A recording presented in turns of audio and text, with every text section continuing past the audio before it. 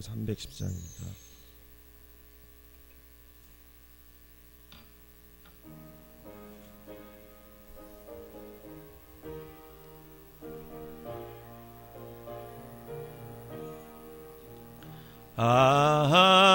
하나님의 은혜로 있을 데 없는 자 왜 구속하여 주는지 난 알 수 없도다. 내가 믿고 또 의지함은 내 모든 형편 하시는 주님 늘 보해 주실 것을 나는 확실히 아네.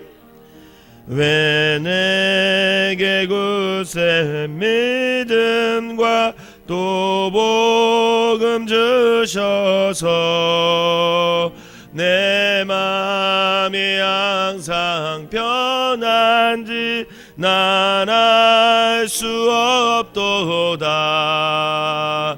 내가 믿고 또 의지함은 내 모든 형편 하시는 주님 늘 보해 주실 것을 나는 확실히 아네. 왜 내게 성령 주셔서 내 마음 감동해 주 예수 믿게 하는지 난 알 수 없도다. 내가 믿고 또 의지함은 내 모든 형편 하시는 주님 늘 보해 주실 것을 나는 확실히 아네. 주 언제 강림하실지 혹 밤에 혹 낮에 또 주님 만날 그곳도 난 알 수 없도다. 내가 믿고 또 의지함은 내 모든 형편 잘 아시는 주님 늘 보해 주실 것을 나는 확실히 아네. 아멘. 사도신경으로 신앙 고백 드리도록 하겠습니다. 전능하사 천지를 만드신 하나님 아버지를 내가 믿사오며 그 외아들 우리 주 예수 그리스도를 믿사오니 이는 성령으로 잉태하사 동정녀 마리아에게 나시고 본디오 빌라도에게 고난을 받으사 십자가에 못 박혀 죽으시고 장사한 지 사흘 만에 죽은 자 가운데서 다시 살아나시며 하늘에 오르사 전능하신 하나님 우편에 앉아 계시다가 저리로서 산 자와 죽은 자를 심판하러 오시리라. 성령을 믿사오며 거룩한 공예와 성도가 소리토하는 것과 죄를 사하여 주시는 것과 몸이 다시 사는 것과 영원히 사는 것을 믿사옵나이다. 아멘. 오늘 함께 은혜나눌 말씀은 사사기 19장입니다. 사사기 19장 제가 한 절 읽고 여러분들이 한 절 읽으면서 교독하도록 하겠습니다. 이스라엘에 왕이 없을 그때에 에브라임 산지 구석에 거류하는 어떤 레위 사람이 유다 베들레헴에서 첩을 맞이하였더니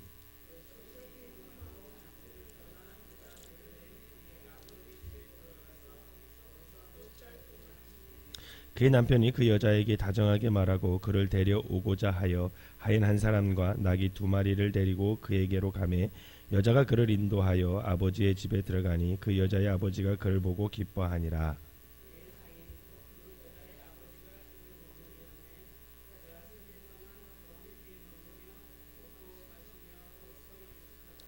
넷째 날 아침에 일찍이 일어나 떠나고자 하매 그 여자의 아버지가 그의 사위에게 이르되 떡을 조금 먹고 그대의 기력을 돋운 후에 그대의 길을 가라 하니라.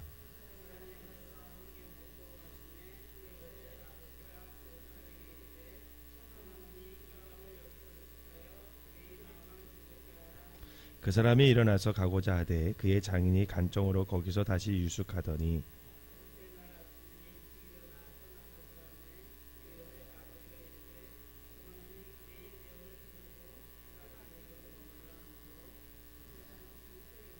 그 사람이 첩과 하인과 더불어 일어나 떠나고자 하매 그의 장인 곧 그 여자의 아버지가 그에게 이르되 보라 이제 날이 저물어 가니 청하건대 이 밤도 유숙하라. 보라 해가 기울었느니라. 그대는 여기서 유숙하여 그대의 마음을 즐겁게 하고 내일 일찍이 그대의 길을 가서 그대의 집으로 돌아가라 하니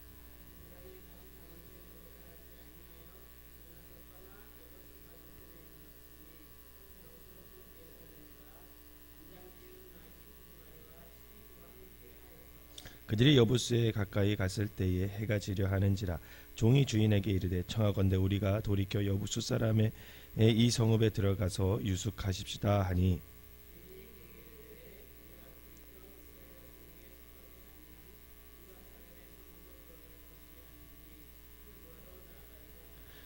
또 그 종에게 이르되 우리가 기부하나 라마 중 한 곳에 가서 거기서 유숙하자 하고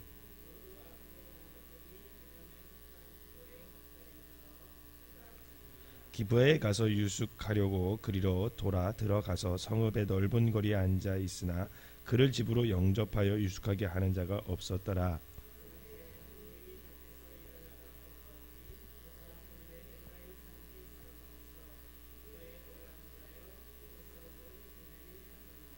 노인이 눈을 들어 성읍 넓은 거리에 나그네가 있는 것을 본지라. 노인이 묻되 그대는 어디로 가며 어디로서 왔느냐 하니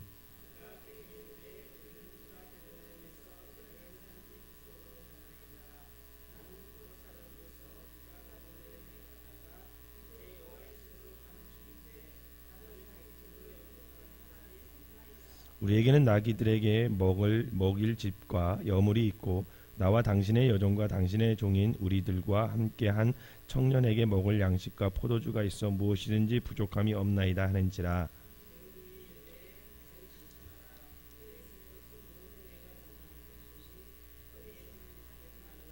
그를 데리고 자기 집에 들어가서 나귀에게 먹이니 그들이 발을 씻고 먹고 마시니라.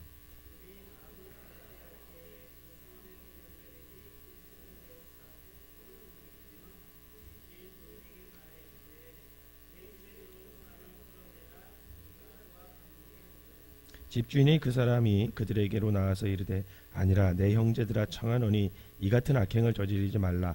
이 사람이 내 집에 들어왔으니 이런 망령된 일을 행하지 말라.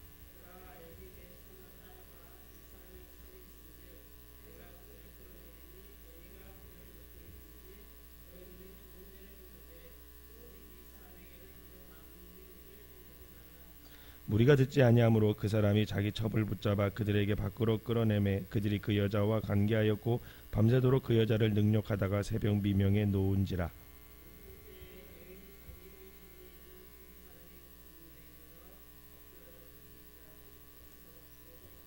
그의 주인이 일찍이 일어나 집 문을 열고 떠나고자 하더니 그 여인이 집 문 앞에 엎드러져 있고 그의 두 손이 문지방에 있는 것을 보고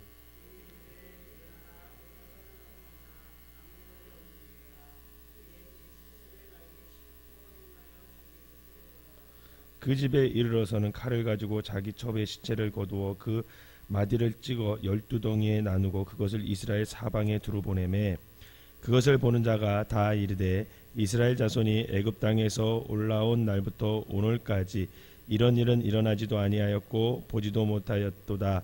이 일을 생각하고 상의한 후에 말하자 하니라. 아멘.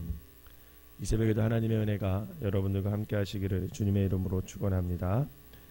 오늘 본문의 사사기 19장은 기괴하리만큼 끔찍한 일이 일어납니다. 정상적인 것이 하나도 없어요. 레위 사람이 첩을 맞이한 것도 비정상적이고 또 그 첩이 행음한 것도 우스운 것입니다.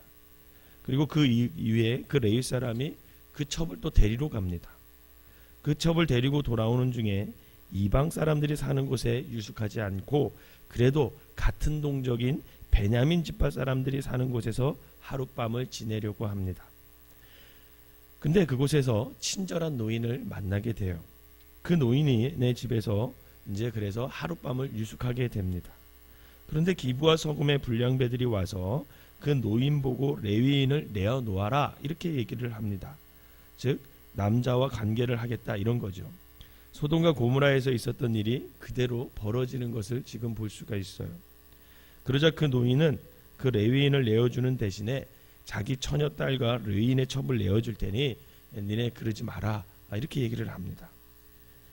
단지 이 남자만은 건드리지 말아라 라는 거죠. 여러분 이것도 사실 얼마나 기가 막힌 일입니까? 그런데 그 불량배들이 말을 듣지 않자 레위 사람이 자기 첩을 밖으로 끌어냅니다. 그러자 그 레위인의 첩은 밤새 능욕을 당해서 그 자리에서 죽고 말아요. 그리고 레위인은 그 시체를 12덩이로 나누어서 이스라엘 각 지파에게 보내게 됩니다. 너무 끔찍하고 황당한 일이 성경에 기록되어 있어요. 도대체 성경은 왜 이런 끔찍한 사건을 이렇게 자세하게 기록해 놓았을까? 마치 옆에서 본 것처럼 아주 자세하게 기록해 놨어요. 단지 이 당시에 레위 사람이 이렇게 타락했다, 이스라엘 백성들이 이렇게 타락했다, 그것을 말하기 위함일까? 물론 그것을 1차적으로 우리에게 알려주고 있는 것은 사실입니다. 그러나 그것이 핵심이 아니죠. 그렇다면 이런 끔찍한 일들이 도대체 왜 일어나는 것일까? 그래서 오늘 보면 1절 말씀이 그 해답을 줘요. 1절 말씀. 여러분 1절 말씀을 다시 한번 읽어보겠습니다. 19장 1절 말씀. 시작. 이스라엘 왕이 없을 그때에 에브라임 산지 구석에 거류하는 어떤 레위 사람이 유다 베들레헴에서 첩을 맞이하였더니. 아멘. 여기 보면 1절 말씀에 뭐라고 시작하냐면 이스라엘의 왕이 없을 그때 이렇게 시작해요. 사사기 시대에 자주 언급하는 것이 뭐냐면 이스라엘의 왕이 없으므로 사람이 각기 자기 소견에 옳은 대로 행하였더라. 이게 사사기의 핵심 주제입니다. 각자 저마다 자신이 옳다고 생각하는 대로 그렇게 행동하는 거예요.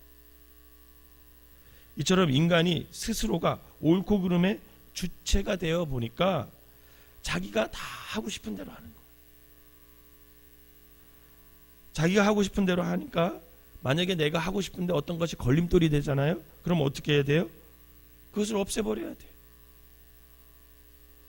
각자의 마음 속에 하나님을 왕으로 모시고 왕이 통치하는 그런 대로 살아야 되는데, 그래서 은혜와 자비가 있는 그런 삶을 살아야 되는데 왕의 통치가 없는 거죠. 하나님의 통치가 없습니다. 그러니까 은혜와 자비가 사라진 시대를 사람들이 살고 있는 거예요. 강한 자가 약한 자를 마음대로 짓밟고 또 약한 자들은 거기서 또 살아남아야 되니까 힘을 합쳐서 또 그 사람을 짓밟고 유린하는 그런 일들이 계속 벌어지고 있는 것입니다. 여러분 이런 곳에서는 은혜와 자비가 찾아볼 수가 없어요. 함께 살아가는 것, 약자를 배려하는 것, 이런 것을 찾아볼 수가 없습니다.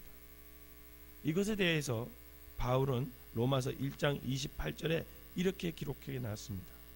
또한 그들의 마음에 하나님 두기를 싫어하며 하나님께서 그들을 그 상실한 마음대로 내버려 두사 합당하지 못한 일을 하게 하셨으니. 하나님을 마음에 두기 싫어하니까 하나님께서 사람들에게 뭐라고 하냐면 그래 그럼 네 마음대로 살아봐, 그냥 내버려 두셨대. 얼마나 불행한 일입니까? 하나님의 손에서 떠난 사람들, 하나님이 간섭하지 않은 인생들, 그 인생이 가장 불행한 인생이에요.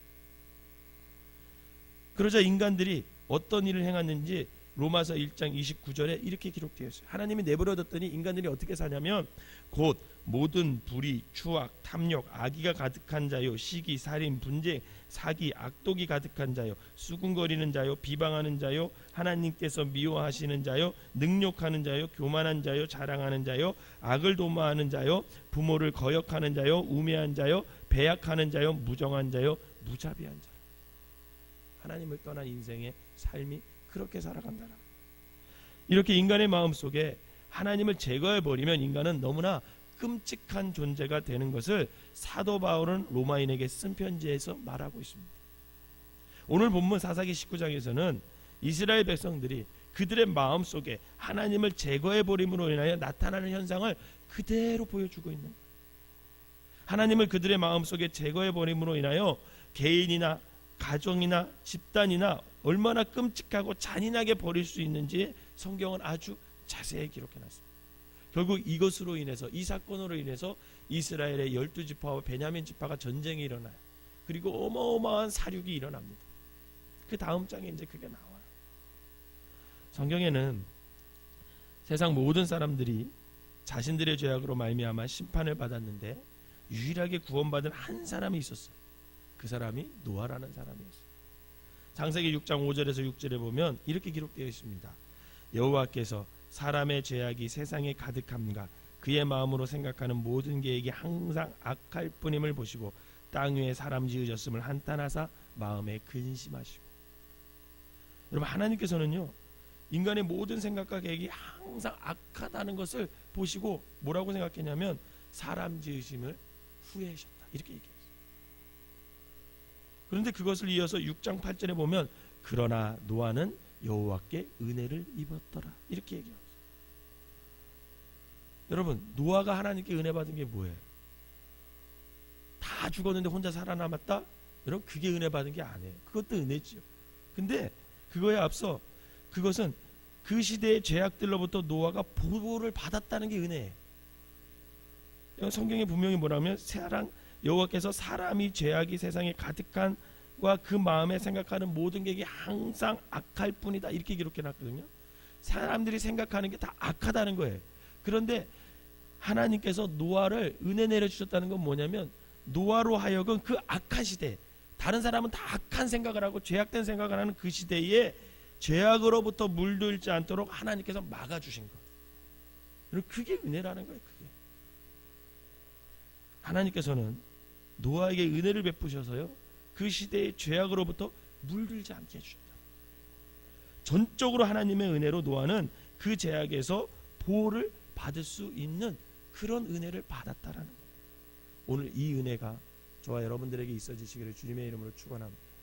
사랑하는 성도 여러분, 저와 여러분들이 이 악한 시대를 살면서 사사기 19장에 나오는 이 레위인과 같은 죄를 범하지 않고 있다면, 또한 우리가 이 베냐민의 기브아 사람들처럼 이런 죄악을 범하지 않고 있다면 하나님께서 지금 우리의 죄악을 막아주고 있기 때문인 것을 믿으시길 바랍니다.